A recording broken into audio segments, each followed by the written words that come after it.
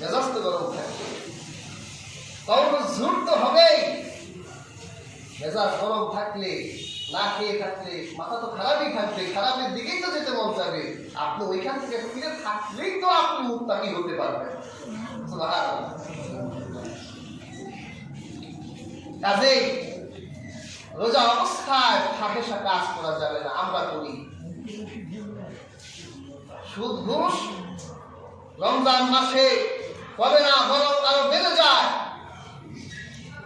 অফিসে কোনো ক্লায়েন্ট আসলেই সুদ আর ঘুষ বলে না, ডয়ারটা খালি আছে, হাদিয়া দিয়ে যান। রমজান মাসে সুদ ঘুষ হাদিয়া হয়ে যায়, তার কিছু আগে দিয়ে যান। আপনাদের দাবি বাজারে কোনো ঈদের বাজার করা হয় নাই, ঈদের একটু বাজার সদাইতে করতে হয়, কিছু একটা দিয়ে যান। হাজিরি সুদ আরো বেড়ে যায়, ঘুষ আরো বেড়ে যায়, আর মিথ্যা ছড়াছড়িত হয়। এই রমজানকে কেন্দ্র করে অনলাইনে কত মিথ্যুক যে বের হয়। মিথ্যা অ্যাডভার্টাইজ, আমাদের আজওয়া খেজুর কিনুন, এটি আরব দেশের 1 নম্বর আজওয়া খেজুর।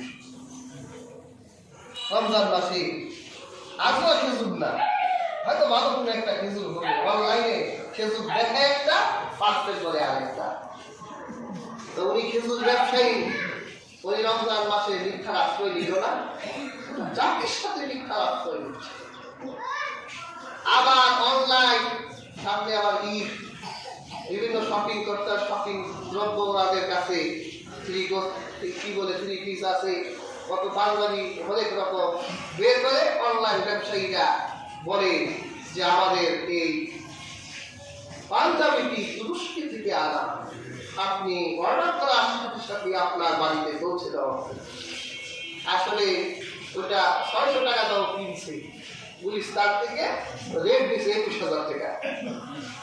দেখলাম মিথ্যা কথা না, খাদ্য অধিকার অধিদপ্তরের ওনাদের দেখলাম এক দোকানের দোকানদার ধরছে একটা শার্ট, ও কিনছে 600 টাকা দিয়ে, ওইখানে প্রাইস দেখছে 21,000 টাকা। এটা ঘুষখোর ছাড়া আর হারামের পয়সা দ্বারা উপার্জন করে ওরা ছাড়া ভালো মানুষের সাথে দেয় না। যারা অবৈধ পয়সা উপার্জন করে ওরা অবৈধ খরচ করতে পারে, কিন্তু যারা কষ্ট করে রক্ত পানি করা মেহনতের পয়সা দিয়ে অর্থ উপার্জন করে ওরা এত বিলাসিতা করতে পারে না। কাজেই রমজান মাস অনলাইন ব্যবসায়ী ভাইদেরকে বলতে চাই, মিথ্যা অ্যাডভার্টাইজ বন্ধ করুন। আপনাদের এই মিথ্যার কারণে আপনাদের রোজাও কবুল হবে না।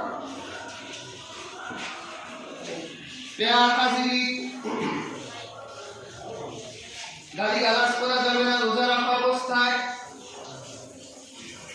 রোজা রাখা অবস্থায় একজন আরেকজনের উপর আঘাত করা যাবে না। সংযত রাখুন, সংযত থাকুন। যদি আপনি খাবার আর স্ত্রী যৌনাচার থেকে নিজেকে বিরত রেখে 3.5 হাত দেহের অঙ্গ প্রত্যঙ্গগুলো আমার আল্লাহর সামনে অক্ষম রাখতে পারেন, তাহলে আপনি প্রকৃত রোজাদার হবেন এবং রোজার পূর্ণ ফলাফল অর্জন করতে পারবেন। তারপর যদি আপনি ভুলে কিছু খেয়ে ফেলেন, আসলে ভুলে কিছু খাওয়া হয়ে যায়, আমার ক্ষেত্রে গতকাল ঘটছে ঘটনা। আলহামদুলিল্লাহ, আল্লাহ গতকাল আমাকে একটা কন্যা সন্তান দান করেছেন। আলহামদুলিল্লাহ, দোয়া করি আল্লাহ তাআলা যাতে তাকে হার যুগে রাবিয়া মুসলিম হিসেবে কবুল করেন। আমিন। মেয়ে হওয়ার পর একবারে সুবের সাথে আজান দিছে আর বিয়ে দিছে। 8 দিন হাসপাতালে। ডক্টর বললো আজানে কামার দিতে, আজানে কামার দিলাম। দেওয়ার পর বাচ্চা তাহনি করতে হয়। ওই সময় তো খেজুর চাবাইয়া তাহনি করা যায় না, ওটা মনে আছে যে খেজুর চাবানো যাবে না। জমজমের পানি আমার শাশুড়ি দিছে, ও মুখের মধ্যে নিয়ে কিছু খাইয়াও ফেলছি, আমার কিছু বাচ্চাদের খাওয়াইও দিচ্ছে। ওইটা আর খেয়াল ছিল না যে আমি যে রোজাটা, সে যে ভুলে খাওয়া হয়ে গেছে, এই জন্য কি রোজা ভেঙে ফেলবো না? ভুলে খেলে মনে করতে হবে আল্লাহ খাওয়া। আল্লাহ রাসূল হাদিসে বলেন, মান নাসিয়া ওয়াহুয়া সাহেব, আপনি ভুল করে কিছু খেয়েছেন অথচ আপনি রোজাদার। ফাকালা আও শারিবা ফালিউতিম্মা সাওমাহু ফাইন্নামা আত'আমাহু আল্লাহু ওয়া শিফা। আল্লাহ রাসূল বলেছেন, ভুল করে যদি কোনো রোজাদার পানি খায় বা কোনো খাবার খায়, রোজাটা পূর্ণ করে, কারণ আল্লাহ তাআলা তাকে খাইয়েছেন, পানি পান করিয়েছেন। আমরা তো মানুষ, ভুল করি, ভুল আমাদের হবেই। এই জন্য আমাদের নাম ইনসান। ইনসান অর্থ কি জানেন? ভুল। নাসিয়া শব্দ থেকে এসেছে। আমাদের বাবা ভুল করেছিলেন, এই জন্য আমরা ভুল করি। আল্লাহ রাসূল বলেছেন, ওয়ানাসিয়া ফানাসিয়াত যুররিয়াতাহু, আদম ভুল করেছে, এই জন্য তার সন্তানরাও ভুল করে। অর্থাৎ আদম ভুলে গেছে, এজন্য তার সন্তানরাও ভুলে যায়। আমাদের বাবা আদম ভুলে গেছিলেন, মনে আছে ঘটনা? আল্লাহ যখন আদম বানালেন, আদমের সামনে আল্লাহ তার মুষ্টিবদ্ধ দুটি হাত তুলে ধরলেন, কুদরতের হাত। তখন আল্লাহ আদমকে বলল, আদম তুমি কোন হাত পছন্দ করো? আদম বলল, আমি ডান হাত পছন্দ করি। ডান হাত বরকতের হাত, কিন্তু আমার আল্লাহ হাত সবই বরকতের। সুবহানাল্লাহ। আমাদের মতো হাত না, সাবধান। যদি কল্পনা করেন যে আল্লাহর হাত আমাদের হাতের মতো, তাহলে ঈমান চলে যাবে। আল্লাহর হাত আল্লাহর মতো। আদম আলাইহিস সালাম, তার সামনে আল্লাহ তার ডান হাতটা খুললেন। হযরত আদম দেখলেন আল্লাহ হাতের ভিতরে অসংখ্য অগণিত রূপ। সুবহানাল্লাহ। আল্লাহ কে হযরত আদম প্রশ্ন করল, মান হাউলা? আল্লাহ এরা কারা? আল্লাহ বলল, এরা সম্মিলিত সন্তান। কিয়ামত পর্যন্ত তার এই সন্তানগুলো আমার হাতের ভিতর। হযরত আদম দেখলেন খুব চমৎকার একটা রূহ আল্লাহর হাতে। হযরত আদম আল্লাহকে প্রশ্ন করল, মান হাযা? আল্লাহ এই ব্যক্তিকে? আল্লাহ বলল, ইবনুকা দাউদ। হাযা ইবনুকা দাউদ, এটা তোর সন্তান হযরত দাউদ। হযরত আদম বলেন, আল্লাহ বলে, আদম এই দাউদের হায়াত 40 বছর লিখে দিয়েছি, সবার কপালের ভিতরে হায়াত লেখা। হযরত আদম বলে, আল্লাহ মাত্র 40 বছর? আল্লাহ আমি আমার বয়স থেকে আমি 60 বছর দাউদকে দান করলাম।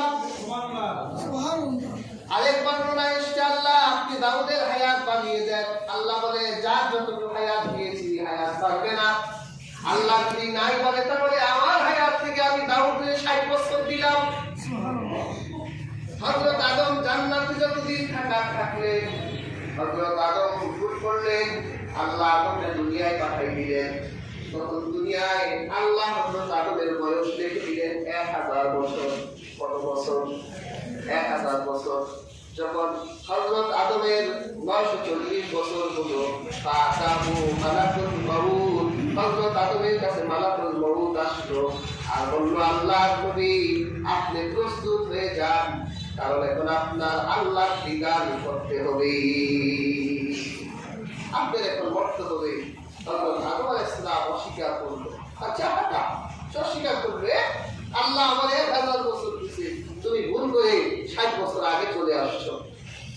মালাকুল মাউত মনে করাই দিল, আদম আপনি ভুলে গেছেন, রূহের জগতে আমার আল্লাহর সামনে আপনি দাউদ নবীর 60 বছর দিয়েছিলেন। 1000 বছর থেকে 60 বছর তো আপনার কমে গেছে। আল্লাহ রাসূল বলেন, ওয়ানাসিয়া আদম, আদম ভুলে গিয়েছিলেন, ফানাসিয়াত যুররিয়াতাহু, এই জন্য তার সন্তানরাও ভুলে যায়। এই জন্য আমরাও ভুলে যাই। বাচ্চাটা আব্বা আসার সময় চকলেট আইলেন, বা বাসায় ফিরছে চকলেট দেয় না, কারণ সে ভুলে গেছে চকলেট দেওয়ার কথা। আমাদের বাবা আদম ভুলে গিয়েছিলেন, এই জন্য আমরাও কি ভুলে যাই। তো ভুলে কিছু খেয়ে ফেললে রোজা ভাঙবেন না, পূর্ণ করবেন। আবার এরকম ভুল ইচ্ছা করে করেন না। আসলে অনেকে যে ভুলে যখন খাওয়াই যায়, ইচ্ছা করে খালি ভুলছে খালি খাবো, ইচ্ছে করে ভুল করা যাবে না। অনিচ্ছায় মনের অজান্তে যদি আপনি কিছু খেয়ে ফেলেন, তাহলে আপনি রোজা ভঙ্গ করবেন। এরপর হাজরিন, যদি বমি হয়ে যায়, কি বলেন, বমি হয় না?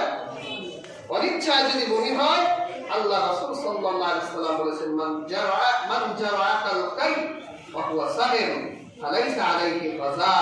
যদি কেউ বমি করে ফেলে, তাহলে আর তখন যদি সে রোজাদার থাকে, তাহলে এজন্য তাকে আর কাজা করতে হবে না, বরং সে রোজাটা রেখে ফেলবে।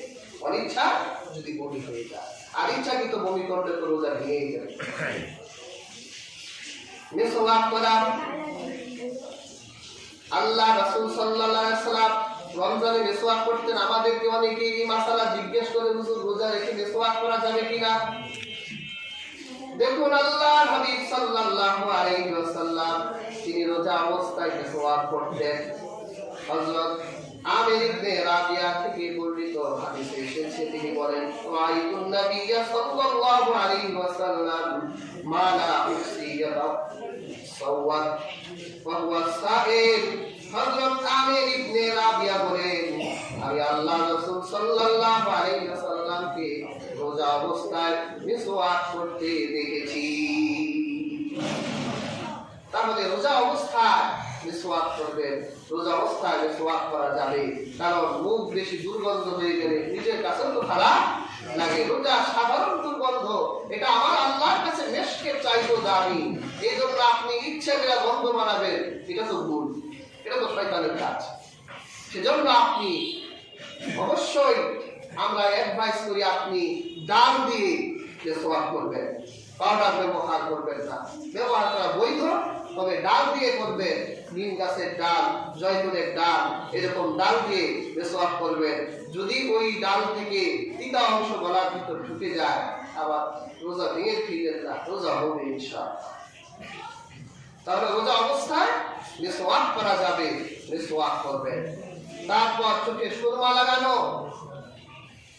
অবশ্যই রোজার মাসেও চোখে সুরমা লাগানো যাবে। এই মর্মে হাদিস পাওয়া যায়, আল্লাহ রাসূল সাল্লাল্লাহু আলাইহি ওয়াসাল্লামের কাছে এক রোজাদার ব্যক্তি এসে বলেছিলেন, ইশতাকাইতু আইনাইয়া ফাআতাহিলু ওয়া আনা সাহিব ক্বালা নাআম। আল্লাহ রাসূল সাল্লাল্লাহু আলাইহি ওয়াসাল্লামকে বলেছিলেন, হে আল্লাহর রাসূল, আমি রোজাদার, আমার চোখে ব্যথা, আমি কি সুরমা লাগাতে পারবো? আল্লাহ রাসূল সাল্লাল্লাহু আলাইহি ওয়াসাল্লাম বলেছিলেন, হ্যাঁ, তুমি চোখে সুরমা লাগাও।